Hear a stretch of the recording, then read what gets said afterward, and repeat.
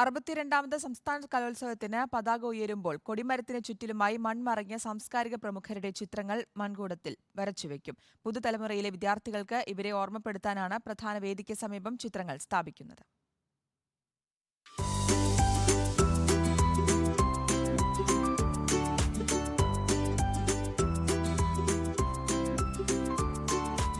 കൗമാരകലയുടെ മഹോത്സവത്തിന് കൊല്ലത്ത് തിരിതെളിയുമ്പോൾ മൺമറഞ്ഞ 44 മഹാരഥന്മാരും സാക്ഷികളാകും. മൺകുടങ്ങളിൽ വരച്ച രേഖാചിത്രങ്ങളിലൂടെയാണ് ഇവർ പുതുതലമുറയ്ക്ക് മുന്നിൽ എത്തുന്നത്.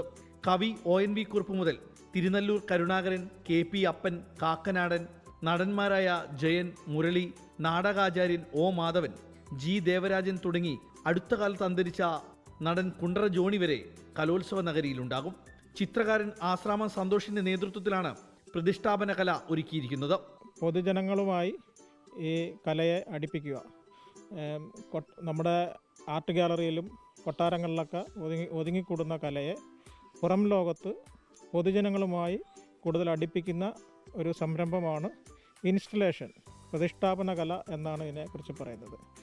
ആശ്രമ മൈതാനത്ത് കവി ONV കുറുപ്പിന് പേരിലുള്ള പ്രധാന വേദിക്ക് സമീപത്തെ പതാകത്തറയുടെ 4 മൂലകളിലായി ഒരുക്കിയിട്ടുള്ള സ്തൂപങ്ങളിലാണ് ഈ രേഖാചിത്ര മൺകുടങ്ങൾ വയ്ക്കുക.